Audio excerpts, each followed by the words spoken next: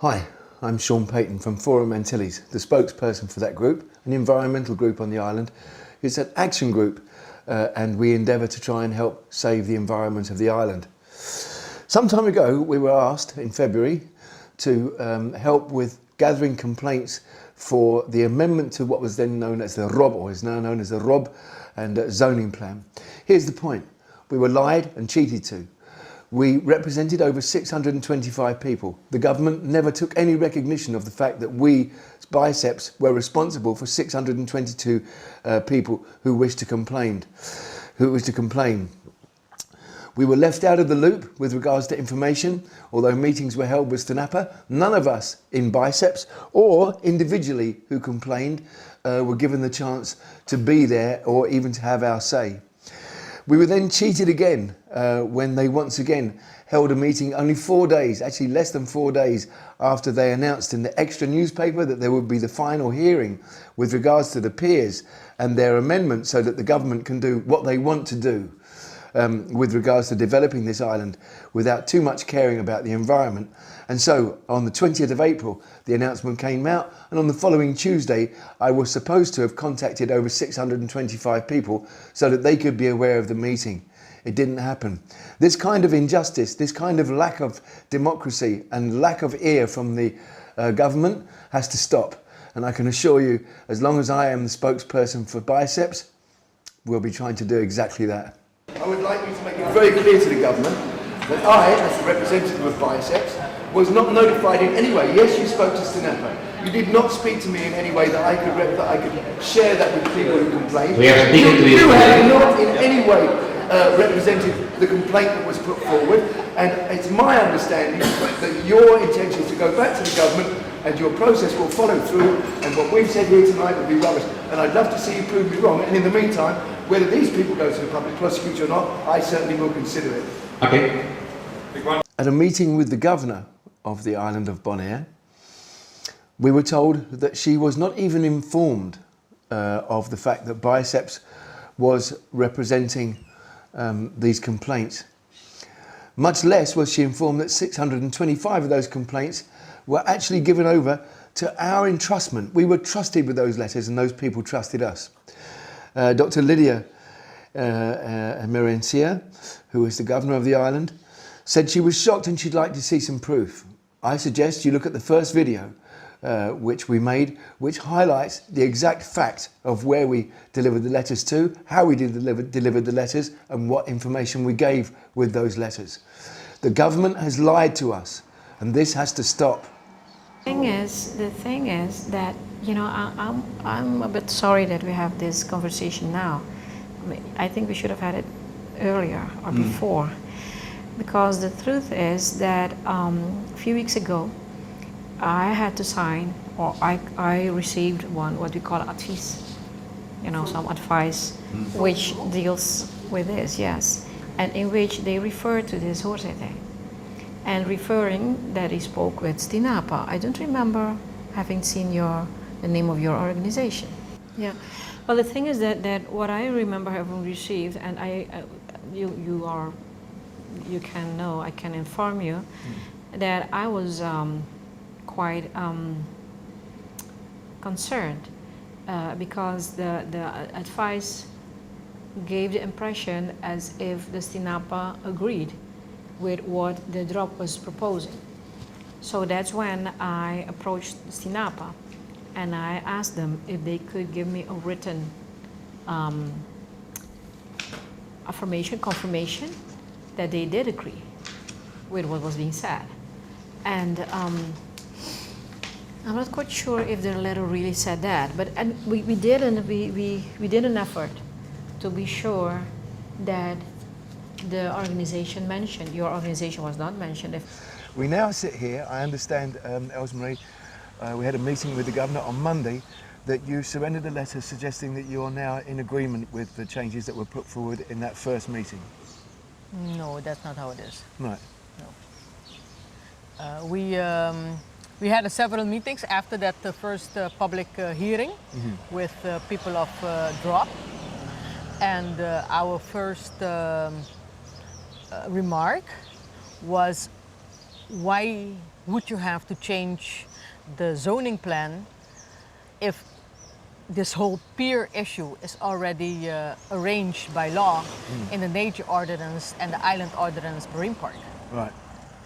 And so after we have made that point clear, we advise them to keep the legislation as it is, keep Right. the ROB, the zoning plan as it is, and keep the marine ordinance or the rather it's called now nature ordinance with its island resolution marine park as it is.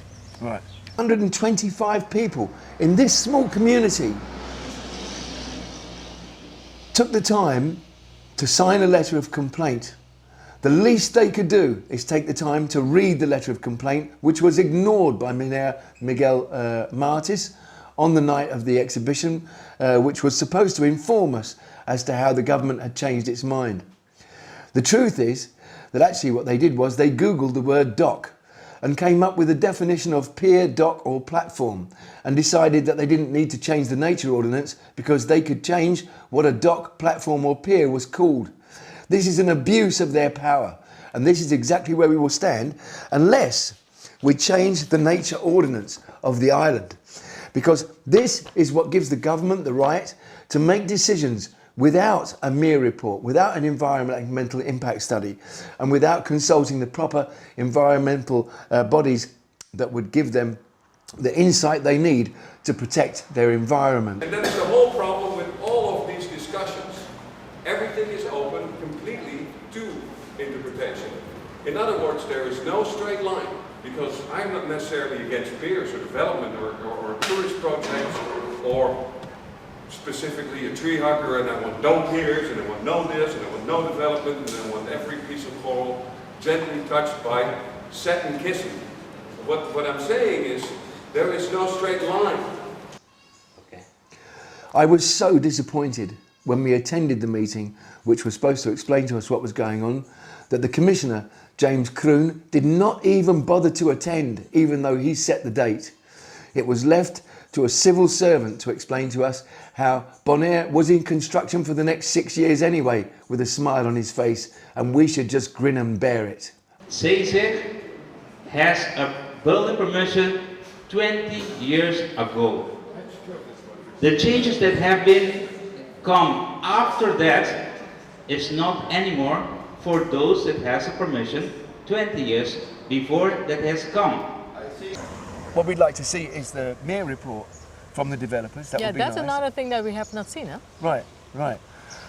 I heard that it's made, but we never But we've never seen it saw yet. it. Yeah. So that would be really nice if we could all see that, wouldn't it?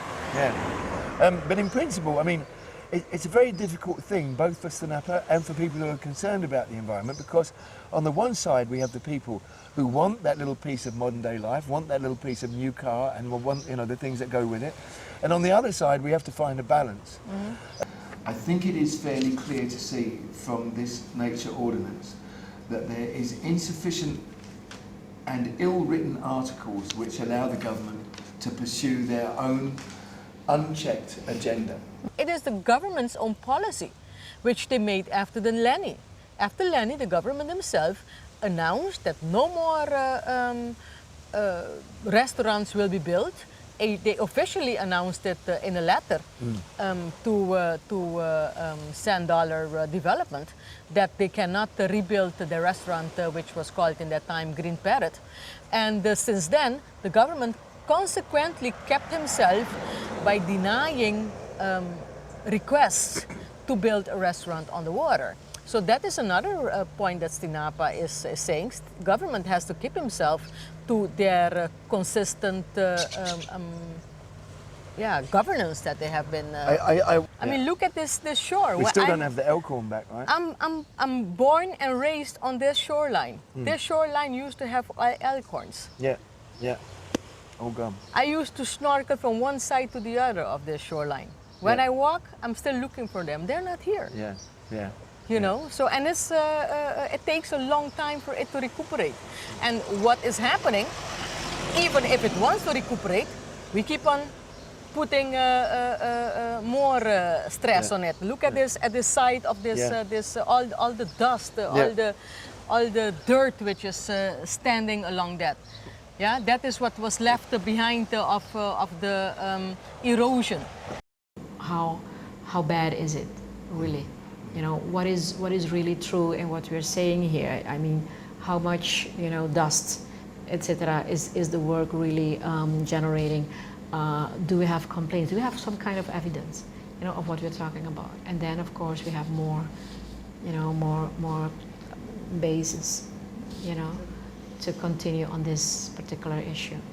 So if you say it's not, it's a wild we have on Bonaire, I think you are just, I don't know why, I feel panic when there's no need to be in panic. And so you see the progress made so far. BICEPS, Bonaire Island Coastal Environmental Protection Society, is an action group. We're here to take action and make sure that we're not abused and the people we represent are not abused. You can also see clearly from the film that STNAPA has both hands tied by virtue of the fact that they are virtually a partner of the government. We don't intend to leave this here. We intend to change things. And we hope you'll follow our progress and stay with us and support us so that we can see an equal balance between the economy and the environment.